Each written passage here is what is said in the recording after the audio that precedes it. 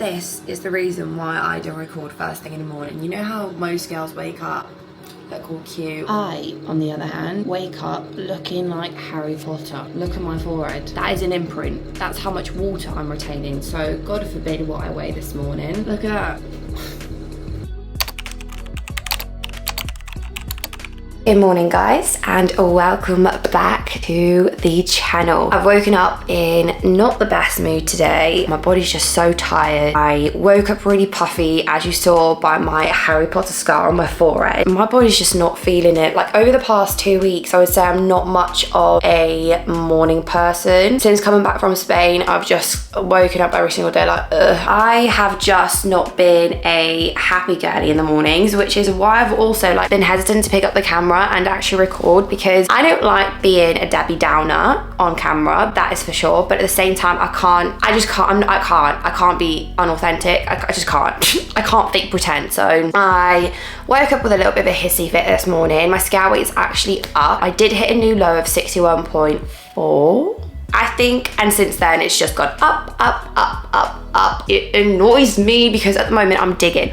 I'm actually 2 weeks out, not from a bodybuilding show, but I am 2 weeks out from a photo shoot. So I do have a deadline with this diet, and it's just getting to the point now where I'm working really hard and the results are literally going the opposite way, and that just frustrates me. It's not that it's not the end of the world, because I know I'm not gonna get super lean in this dieting phase, but it's just when you dig, you just want those results. Anyway, I woke up, little bit of a hissy fit. I was like, I'm not recording, I'm not doing it. I literally said to myself, Fix, turn this day around, record still, because you told yourself you would. What did I do? I woke up this morning and first of all, I allowed myself to feel those emotions, and then I said to myself, Fix, what can you do today to make yourself feel better and to flip the day around? I sat down and I followed through with my morning routine, and I cannot emphasize to you the importance of a morning routine. Made my coffee, made my Digest Max. This is from Strom. It actually really helps me with my digestion at the moment. Put my lo-fi on and I grabbed my journal and I just wrote my feelings down. This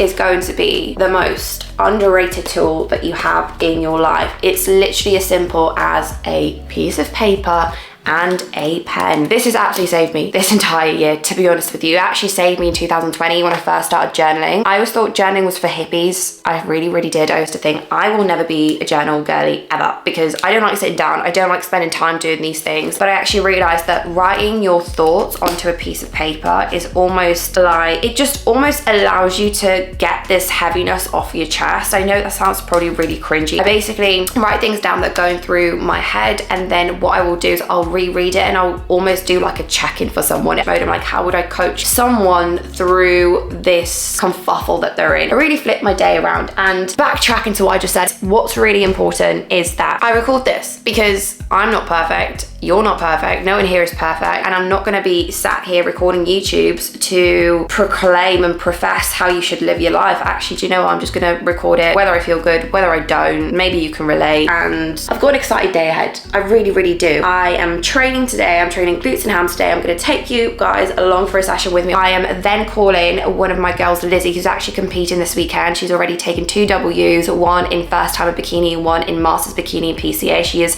doing her last show this weekend, and I'm calling her to make sure that we already have the post-show reverse nailed. The other thing that you'll be seeing in this video is me checking in with one of my other girls, Deb. We've got a little bit of a catch-up sesh, and she'll be telling you her thoughts and feelings on competing as a first timer and just getting into bodybuilding in general. We did record that yesterday, so I'm going to put that in before my training clip and make it look like it's on the same day. So you've got that to look forward to. Please make sure you like, comment and subscribe. So yeah, stay tuned for the video. I hope you love it.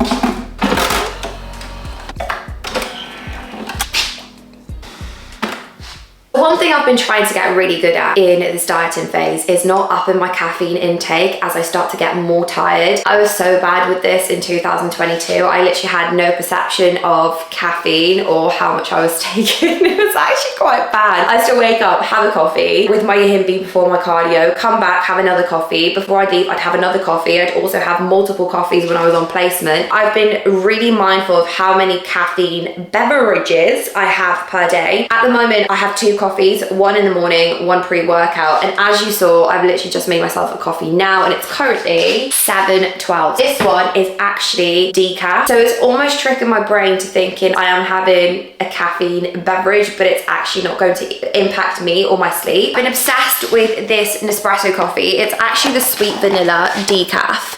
Oh, I don't know if you could see that. It's the sweet vanilla decaf. I would highly recommend this one. I think they've got Melosio as well. Actually, on that topic, let's talk about my favorite coffees. I am actually an absolute sucker for the flavored coffees. This one, roasted hazelnut, love this one. Golden caramel, already drank through the entirety of that one. At the moment, my favorite is the rich chocolate Nespresso coffee pod. This with hazelnut syrup, skinny syrups.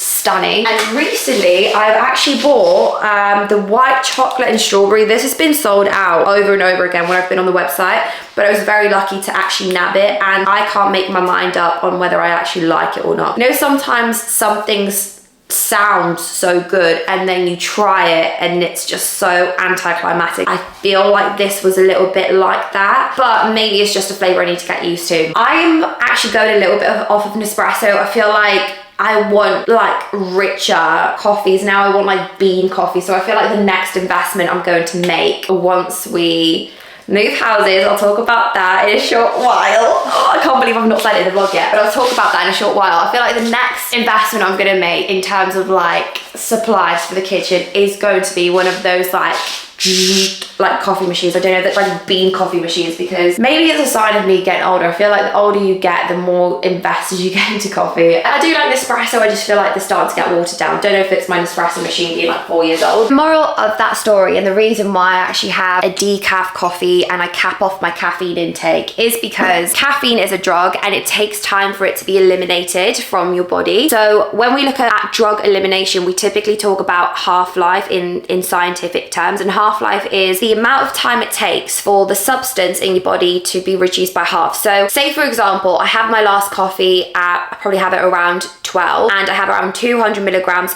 of caffeine. It will take me around 6 hours, which is the half-life of coffee specifically, for it to be reduced by half. So come 5-6 p.m, I've still got 100 milligrams of caffeine within my system. And the reason why it's so important to actually understand that is because like caffeine is going to have an effect on your sleep. Even 6 hours after consumption of coffee, it's still going to have somewhat of an effect on your sleep, because it will still be acting ultimately as a stimulant within your body. So that's why I just try not to have too much of it in the morning, because frankly I probably don't need it. I just like the taste of it, and I try and cap it off after 12. I actually just found that my sleep overall quality has improved massively. So if you are noticing yourself get like a little bit jittery and you're getting to bed, you're shutting your eyes and you're just thinking about everything, you've done all of the other non-negotiables such as like good sleep hygiene, you know, switching off before bed, actually just ask yourself like, how long ago did I have my last caffeinated beverage? Even tiny things like caffeine within, you know, Pepsi Max Cherry, if you're very sensitive to caffeine, things like that are going to matter. And also depending on your genetics, how long it takes you to actually metabolize caffeine, because every single person is going to be slightly different. Try and eliminate it at a certain point throughout the day and see if it does improve your sleep, because it's definitely helped mine. So I think the summary of it is caffeine isn't the enemy. It's still a really good tool to utilize within a dieting phase, but it's just how you time it and when you have it and how much of it do you have.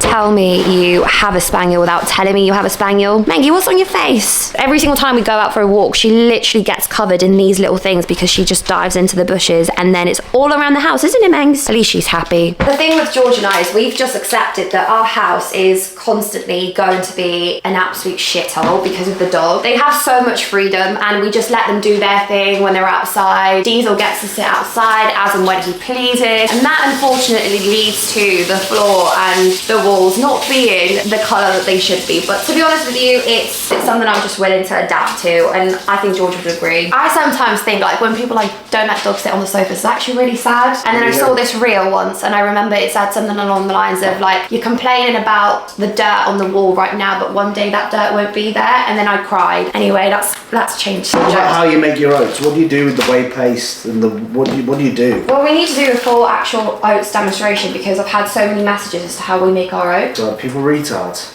Sorry. Don't be horrible. You can do that on your channel, don't do that on my channel. Oats cold in the freezer for the last, I'd say, an hour. So we've just come back from the walk. I've done around 5,000 steps. Still sticking to 13,500 on paper. Probably get around 15,000 anyway, because again, I like to take the dogs out for a little bit longer. But whilst we go out for a walk, we actually put our oats in the freezer. We mix 20 grams of protein in there, so there's a little bit of protein to add to the flavor. People that say they can't mix their protein in with their oats, I don't know what you are doing, but ultimately add it in, stir it, it'll become a little bit grainy, then add a little tiny bit of water whilst carry on stirring, and then it'll come up with a lovely consistency. Obviously frozen berries on top. I prefer frozen. You don't need to do frozen. Put different fruits on there. You can put banana, mangoes, whatever you want. These fruits are just really good for macro purposes for me at the moment in the diet. If I had something like a banana, it would be much less volume for higher calories, so that's why I stick to blueberries and raspberries. I've got 10 grams of honey on top today because it is my higher day, even though I'm only having like 1,800 calories. And then I have my drizzle, my whey drizzle on top. This is actually 25 grams of protein. George actually ordered a bunch of like samples from Perform, so we're going through them at the moment. Today we're having the sweet and salted popcorn. At the moment, one of my favorite flavors, I would say. I like this one, white chocolate hazelnut, cinnamon donut. What other ones do I like? White chocolate raspberry, cookie dough, and that's it. Brownie batter. Brownie batter, that's actually really nice. I never used to like chocolate on my oats, but now I do. But the ones that I absolutely hate that we've tried is birthday cake and carrot cake. So many people raved about carrot cake. I'm so disappointed because it was absolutely terrible. I had it as a paste, didn't like it one bit, and I usually like carrot cake. Anyway, sweet and salt popcorn, and then on top of that we're having smooth almond butter,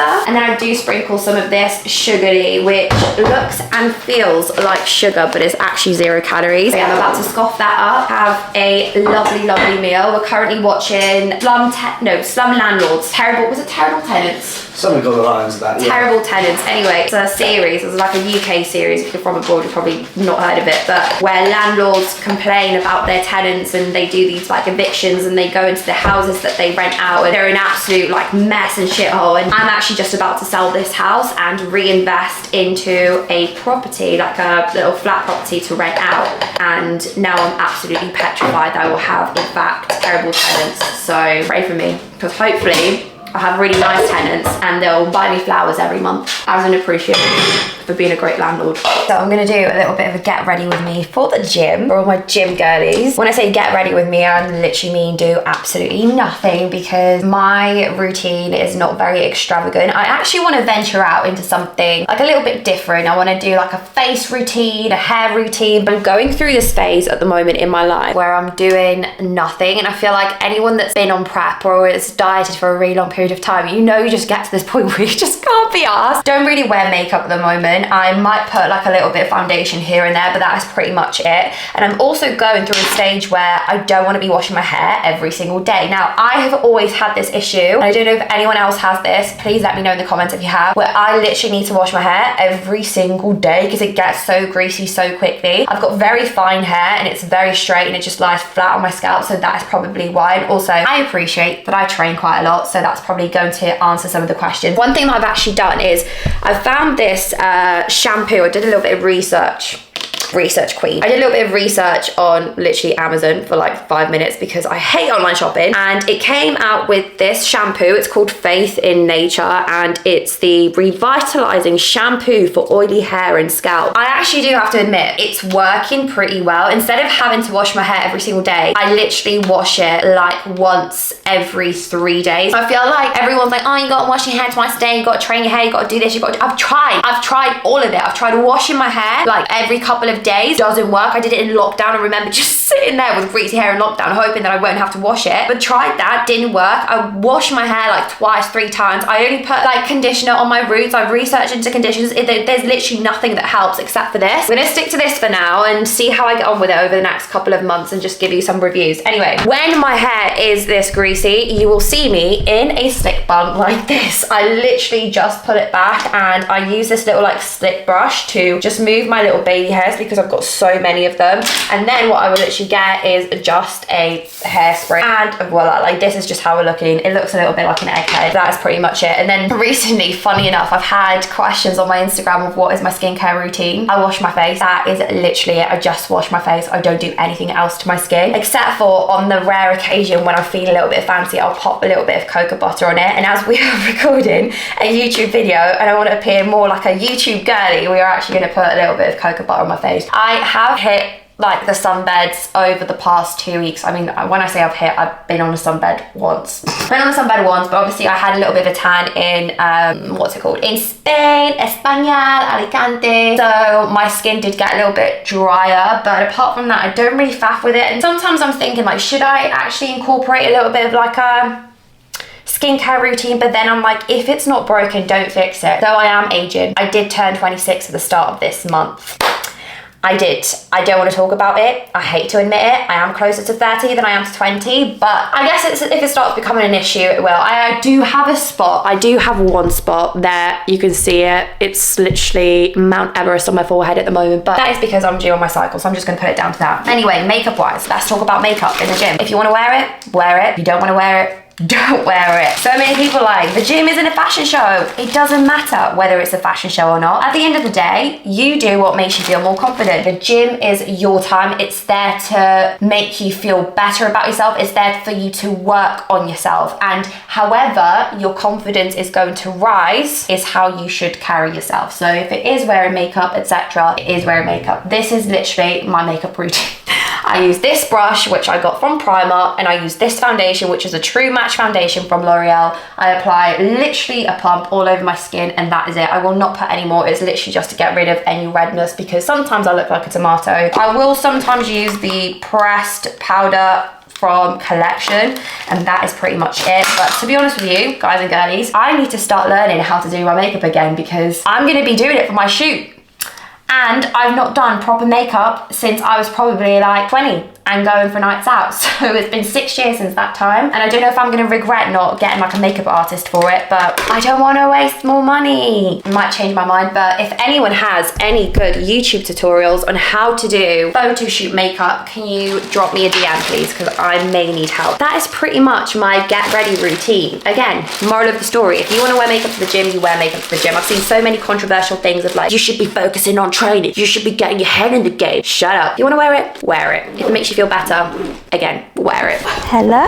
Hello, guys. I've got the gorgeous Dev, who is one of my figure girls. She is actually a first timer competing next year. And we're just gonna do a little bit of an in-person session. We've actually done a little bit of it in person, it was a week and a half ago now. And the last time I saw you was probably like March. It was March time. Yeah. So it was quite some time, and since then you've fucking blown up. So we're gonna basically run through some posing. We'll give you some posing tips as well, because Deb actually just had a posing session, so she is now a pro. That's what I tell myself anyway. We will get there. She is a pro. Okay, so let's go into the front pose. It's already so much better. Quarter turn to the right. Lovely. Hand position is so much better now. Lats are spread, waist is tiny. You're also externally rotating that front foot, which is bringing your quad out a lot more. I'm actually impressed, because a lot of the time when people have posing sessions, they forget it like the next day, whereas you've actually taken on the feedback. Stuck in my head, to be fair. Okay, now what you'll do is you're actually rolling your shoulders a little bit forwards. So what I want to think about doing, go into that back pose again. It might be because your chest is tight. I need you to like externally rotate those shoulders. So I don't want you to pinch your scapula together. What you're doing is when you lean forward, you sort of like arch the shoulders like this, which spreads your lats fine, but it basically just flattens off your delt from the back. So just basically like externally rotating the shoulders and just rolling them backward. Not pinching the scapula together, but just sort of like lifting them up ever so slightly. Much better. And quarter turn to the right. It doesn't look like your weaker side anymore. She said that, but I was like... No, it used to be, because you used to do this. You used to go... Don't hate me. Don't hate me. This is what Deb used to do. She used to just tip to the side. This side everyone's going to have a stronger side. Like naturally your mobility is going to be better on one side compared to the other. When you think about it, always spread your lats, and then think about this almost being like a rod and it moving in the same direction. Lift that shoulder up. Yeah, rotate. It should hurt. I'm so happy with that. So happy with that. Question is, are we just doing PCA, or are we thinking about doing something like UKDFBA as well? Possibly. Because if you do UKDFBA, just say that to G when you do your posing, because you're going to have to do this sort of pose, which is a little bit different, because they only have 4 mandatories, they won't have an overhead. Actually, do you want to talk on camera a little bit about like your journey, where you started, how you got into bodybuilding? Weirdly, what actually got me into bodybuilding was coming to this gym. Was it? Yeah, so like before I only used to train at like commercial gyms. It wasn't really anything. And then I came to old school and I just saw everyone training, everyone filming, and then I went to my first show and I just went, yeah, that's what I want to do. That's what you want to do. But yeah, one thing about Deb is that she's actually been willing to put the time and the effort in to grow her physique and actually fall in love with the process of bodybuilding before diving into a prep, because I see very often, and I have inquiries very often of people being like, I want to step up on stage tomorrow. And when I suggest actually taking an off season and growing into the category and growing the muscle, and most importantly, going through diet phases and reverse phases, people are like, oh no, I don't want to do that. And that to me is a red flag. Would you agree? Even just like actually being able to follow a plan. Like, so many people want to compete and then they can't follow a diet. Yeah. Like, how can you expect to compete if you can't do the basic things? You're 2 weeks in diet and you're fucking craving something to go. And prep is not going to make it easier either. No, like prep's not going to make it easier. People are like, oh yeah, but if I have an end goal, I'm like, yeah, but that end goal is so extreme, and it's nothing to say like if you feel like you've got cravings or you can't stick to plan, you'll never be able to compete. Learn the basics, like get a good routine going, especially if you're a shift worker like Deb is. She works night shift, day shift, twilight shift, all shifts, you name it. She needs to build a routine with that, and for us to collect data so that when she goes into prep, it's so smooth, because at the moment we're learning a lot about your body in terms of stress, water retention, actual management of your food, when to increase it, even if like weight increases, and it's all of that combined. And if you are thinking about actually prepping and you're doing it first time and you're just getting into bodybuilding, just give yourself time, because the stage is always going to be there. Yeah, like the last thing I want to do is rush it, get on stage and I'm just not ready. That's the last thing I want to do, because then I'm going to fall out of love with it because I'm not ready. When George competed in 2019, it was like the amount of people that came out of that prep and you just don't see of because they just hated it. Which is fine, but then they then sit there and blame bodybuilding for all their problems, when reality is they weren't prepared, they'd gone too soon. You do it too early, or you're rushing things, or whatever. Yeah. You've made the mistake, not bodybuilding. Bodybuilding hasn't changed anything. If you had 3 tips to give first-time athletes, what would it be? Don't worry about the scale weight, especially as a female, because it fluctuates. I have learned that the hard way, unfortunately. I've been through many stages where I'm not happy with my weight, but that's water, hormones, cycle, sleep, and now I've finally realised that is what affects it. Number 2, you have bad days where you don't want to go to the gym, don't like how you look, but they are the sessions that mean the most, because you could have thrown in the towel there and then, but you haven't. You have gone. And follow your diet. Just number 1, just follow your diet. Any follow point, what your coach says. Yeah, just listen to them. And if you aren't happy with something, or something's not working for you, then speak about it. Like don't keep it in, because then you're more likely to go off plan. You probably aren't going to tell your coach what you're really doing because you feel guilty. Like have that conversation, like communicate with them. And I think that's something that both of us worked on massively, and I said that to you from the get-go. I was like, if anything happens, just tell me, because I'm not here to patronise you, penalise you, and say, oh, Deb, you did this wrong. It's actually working together, because most likely if you're going off, there's an underlying factor as to why you're doing that. Sometimes it's not just down to adherence, it could be a lack of routine, like you're not actually understanding it, you're psychologically just not in a good place, and it's about finding strategies which work for you. Like your coach is not going to be a therapist, but they can at least point you in the right direction. And I think openness and transparency is everything. I'm not expecting anyone to be perfect, because we're all humans and we make mistakes, but it's having that communication, because again, that's what's going to make you enjoy the plan so much more. And I feel like before we started working together, from the chats that we had, you were just sort of like, you didn't have the right direction in terms of like feeling like you just can't talk much about like your I wasn't body. able to express how I felt, like my emotions, and when stuff wasn't working for me, I felt like I couldn't really talk about that. Whereas now, we've not necessarily changed the fact that your body does retain water, but it's understanding and being able to communicate with yourself as to why that is, rather than like, oh, it's this way now, I'm stressing about it. And it's just developing a positive relationship with bodybuilding as well, because like Dad said, there's going to be tough times, there's going to be harder times, and it's all right, it's all part of it. Things do get tough. I'm like, fuck yeah, like things are changing. Exactly. When I'm tired, when I'm hungry, I'm like, oh my God, yeah, I'm gonna get a new low tomorrow. So it is just, I always say it's always perspective. It just is. Yeah, like every negative does end up having a positive. It's like, I am 10 kilos heavier than what I was at my lightest. But I had 2 compliments yesterday where people saying, wow, like you've put on good size, like your legs are looking bigger. Old me probably would have panicked and thought, oh my God, someone's just said I look bigger. Whereas now I know I'm growing. This is where I need to be. Also, I feel like that's the turning point for a female when actually they go from a state of being a gym girl who wanted to lose weight to actually being a bodybuilder, because now when George actually said to me the other day, he was like, oh,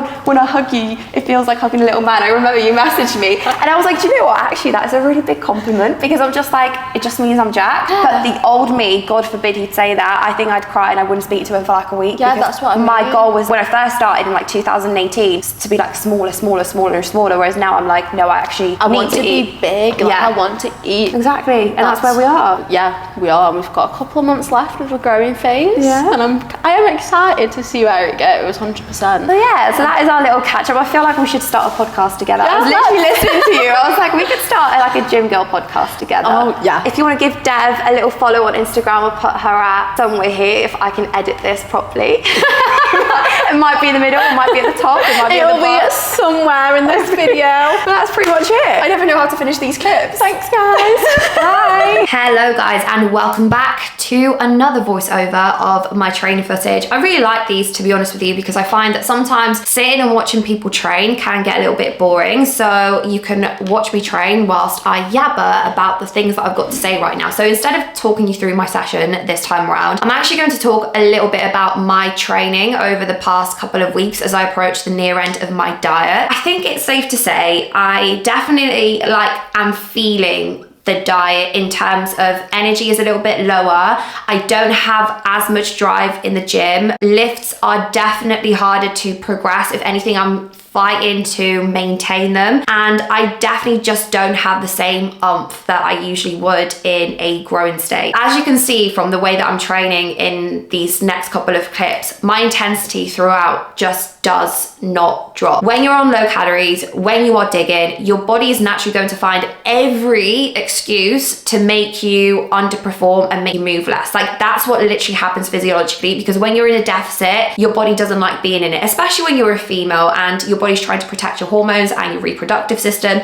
It will give you cues to slow down. What has built the muscle is ultimately going to maintain it. If you start training like an absolute wuss during this time, you are literally going to burn through the hard-earned muscle that you've earned throughout the entirety of your surplus. So yes, maybe I don't have the most control over how much energy I have during these sessions and how much strength I've got during them. I do have control over how I think and how I execute these sessions in terms of my mindset. When I go into the gym, when I'm dieting, I literally tell myself, you've got 2 hours here to prove yourself. Your competition right now is working. Are you going to be working? And then I tell myself, you've lifted this before, you will be able to do it again. And shock horror, when I left this session, I actually ended up feeling really, really good. My lifts were up by a rep or 2. Yes, okay, it isn't fantastic work, but it's not going to be at this current point in my training journey and also this current point in my diet. The one thing that I do always remind myself of is coming out the session and knowing that it was a good session because I gave it my absolute all. And I think that is something that's so crucial within a dieting phase. After this session, what you'll see me do is I actually did pose and did do an in-person check-in, and even though I don't have the highest amount of carbohydrates, I'm still maintaining that fullness just because of how I execute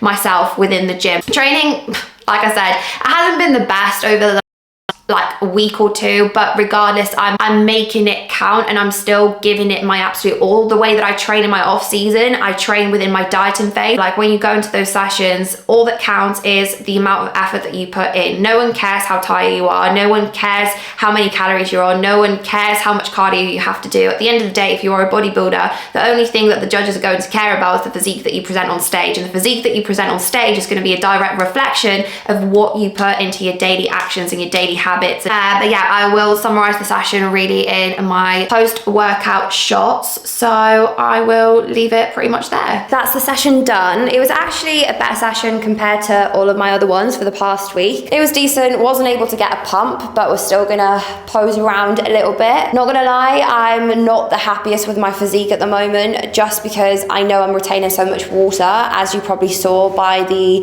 Harry Potter mark on my forehead this morning. But regardless, we're gonna showcase this, because I feel like, especially for females, it's important to have just like an accurate representation of the fact that you're not going to look your best every single day of the month, and that's okay. It doesn't mean you should shy away from posing, nor does it mean that you look absolutely tragic. When we think about hormones, there's two reasons why we tend to feel a little bit worse before our period / on our period. One of the reasons is that we can retain more water at these phases, and the second reason is that your hormones will actually act on your brain to not make you feel as confident. So body dysmorphia can be a little bit higher. So I'm just trying to sort of tell myself that, Vix, it's only a phase. You're not going to look like this forever. The water is going to wash off. As long as you just hit your fundamentals and tick your boxes, then, you know, the look overall for my shoot is going to look much better. So this is where we are.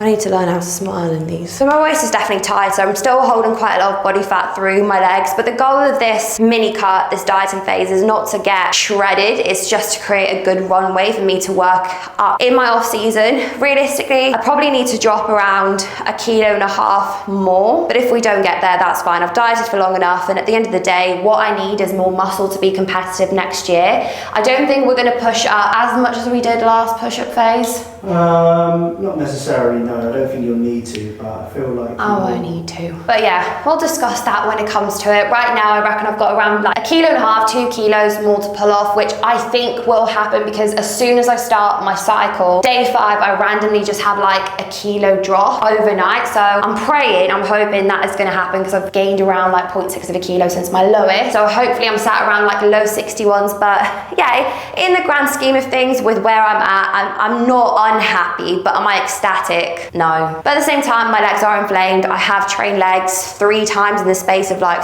4 or 5 days. So, oops. When will she learn, guys? When will she learn? I'll learn when I die. That's when I learn. So today is actually the next day. I didn't do a very good job at filming yesterday because when I got home, I was literally smothered with work. I had a call with one of my clients, and then I had a consult call, and then before you knew it, it was bedtime. So I didn't get much filmed yesterday, sorry. Today is a very monumental day for me. I hired a van, and that's not why I'm getting so excited. The reason why I hired a van is actually why I'm getting so excited. But before I get into that, let me tell you about my traumatic journey of literally getting this van hired. So I've never driven a van in my life before, but I needed to hire it on my name because Georgia's driving license expired. Anyway, I get to this place and they give me the keys for the van. They obviously check my driving license, girl can drive. I get into the van and I'm like, fuck, I've never actually driven one of these big things before. And then I'm like, okay, I'm so far away from the steering wheel. And I tried to move the seat forwards, but I'm like, where is the seat maneuver thingy? I see this thing on the side, on my right side, and I'm like, okay, well, maybe this is the thing to move the seat forwards. No. It's the handbrake. So I pull down the handbrake, the car starts rolling forwards, everyone in Enterprise is looking at me, and I'm just like, oh my god, I literally just look like a dumb tart that cannot drive. Anyway, we got here safe and sound, and the reason why we've got it is because, let me show you something.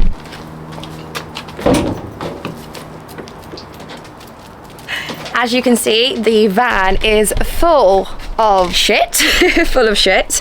Ultimately, this is the announcement that I actually wanted to make, and I'm gonna sit down and the doggies are coming, sit with me, jump in.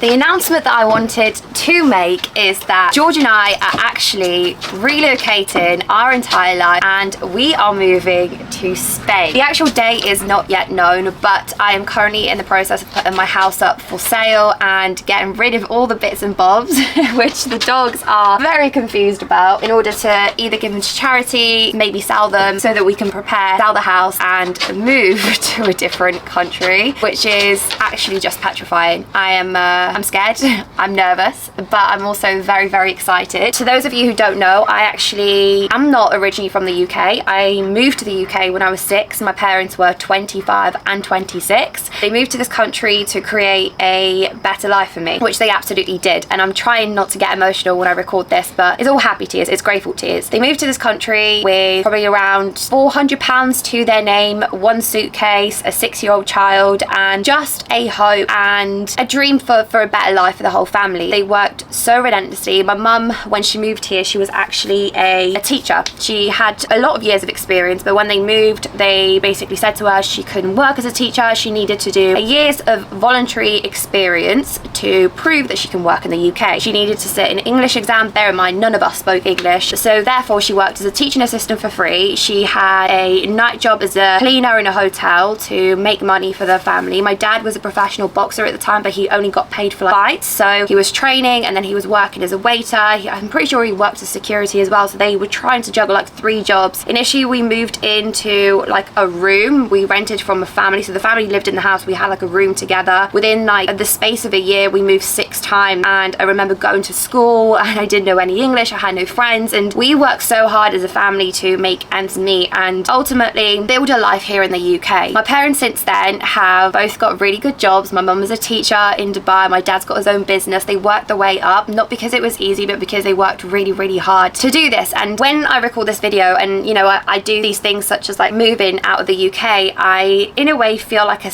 huge sense of guilt, I guess, that I'm sort of giving this life away. But I spoke to them and they actually said that they are very, very proud of me. I worked my way up to a medical degree. I managed to pass medical school with flying colours. I started my own business. I bought my own house. It's an incredible moment of reflection. I'm not sat here to like boast about it. I am here to say that if you are finding yourself in a really tough situation at the moment and maybe you're struggling financially or you've got these big goals that you're too scared to take action on, do it and just work relentlessly to do it. If your goal is really big enough, you're going to find a way to make it work. And I say that because I've seen my parents do it. They had nothing. They were literally like just spending their money on the tiniest things. When we first started in the UK, I remember my mum had to like sew a Halloween costume so I could fit in with the kids and have a Halloween costume because they didn't have enough money to buy one from like Tesco or Asda. If you are in a position where you have got a big goal and you are wanting to do it, again, as I repeat, just go for it and just work relentlessly, because things can work out. I always say to myself, what if I fall, but actually what if I fly? And that's exactly what this move is representing. Where it will lead us to, I'm not sure yet. We're planning to go to Alicante. We're in the process of sorting visas. Of course, doggies are coming with us. They are not going to be going anywhere, but I thought it'd be really cool to share all of this, the ups and the downs, like the in-betweens, me sorting out the visas, how I do it, how I relocate, how, yeah, just everything in general, because I think it'll be a pretty cool thing to do. As much as I am a bodybuilder, as much as I am a coach, I am also a 26-year-old girl or woman trying just to live her life to the fullest and take risks and make things happen and show people that it can be done. And yeah, just a little bit of an announcement. And I'm not going to get any more emotional, so I'm going to pack the rest of this van, go to the skip. We're going to go to the skip and then I'm going to take the doggies out and we're going to do a little bit more work. Join the ride, stay along for the journey. Make sure you like, comment and subscribe to the video, and I will be making sure to keep you guys involved in the entire move. Scary stuff, but thank you so much for watching the video. As always, I am sending you all my love and peace out.